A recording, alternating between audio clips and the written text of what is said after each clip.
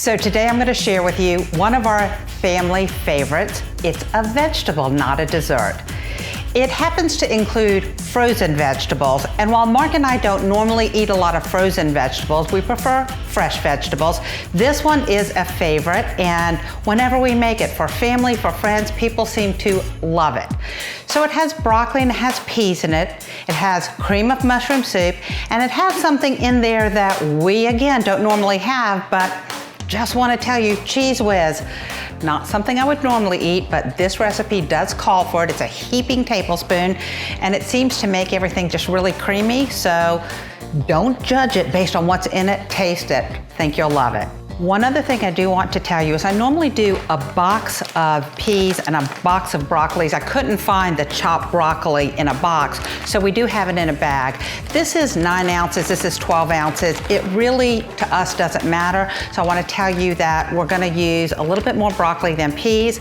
I have made a mistake before and done this with pea and spinach, and it's been delicious. So you can have some fun as you're doing this.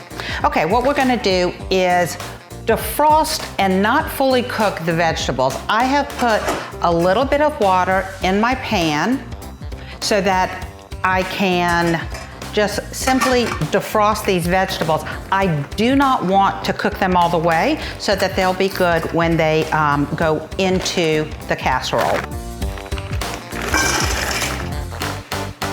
So what I've done is I have put both the broccoli and the peas into this pan.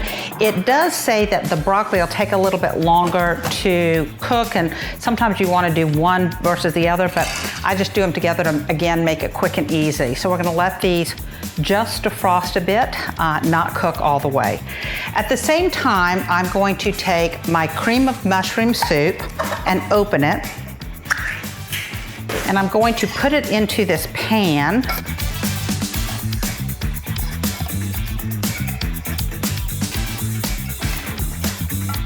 Okay, then I'm going to take my heaping tablespoon of Cheese Whiz, which I consider that a heaping tablespoon, and I'm going to put that into the soup, and the idea is just to melt this together.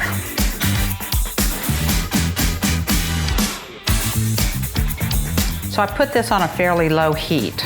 If you have the microwave broccoli or pea, you could probably do it according to directions, but not do it all the way. Just get it to the point that it is defrosted. I just need a few more moments in this. Actually, while we're doing this, you do need to put this casserole in a buttered dish, so I'm gonna butter the dish. I do have some softened butter. While I'm waiting for this to finish up, another thing we need to do is know that you need to have a slice to a slice and a half of bread to put on top of it. Many times I have bread in the freezer and I'll toast it. This is a good time to use the heel of the bread if it's not something you normally use. We're going to toast it just a little bit and then break it into pieces. If you don't want to toast your bread, you don't have to. It really just makes it a little crunchier, kind of like having a crouton on the top. Okay, I think this is going to be done. Yes, perfect.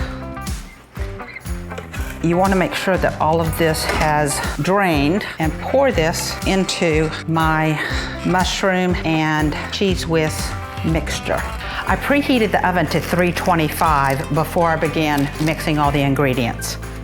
And when we're finished, we will be putting it into the oven.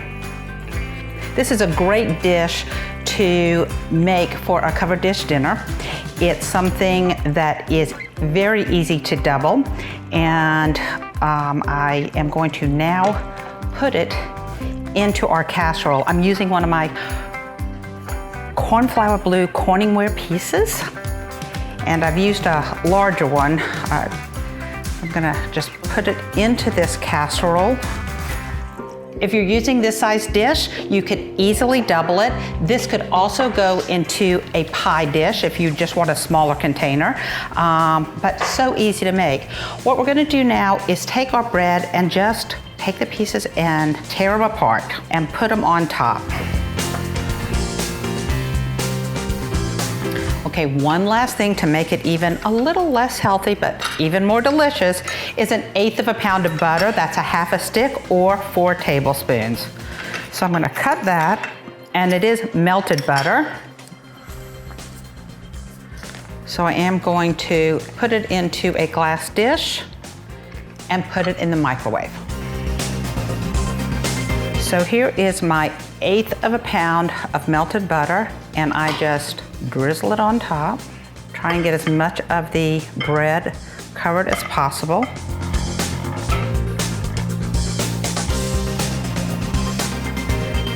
Okay, so that's it. I have, again, preheated the oven to 325 degrees, and I'm gonna cook it for 30 to 45 minutes. Again, it depends on your oven. We will check it at 30 minutes. Okay, so our timer just went off. It's been about 30 something minutes, and this is looking great. If you like your bread a little bit darker and crunchier, you can leave it, but this just looks perfect for me. My oven does tend to run a little hot. Okay, so I've just taken this out of the oven. What's great about this recipe, like a number of them that I have made, is that you can make this in advance and then heat it up right before you're serving it. So this has been cooking for 32 minutes or so, and it's perfect. I hope you enjoy this. I want to ask you, if you're liking what we're doing, be sure and subscribe. Be sure and like us. Also, you have suggestions of recipes I might want to try, ideas, please let me know. Enjoy.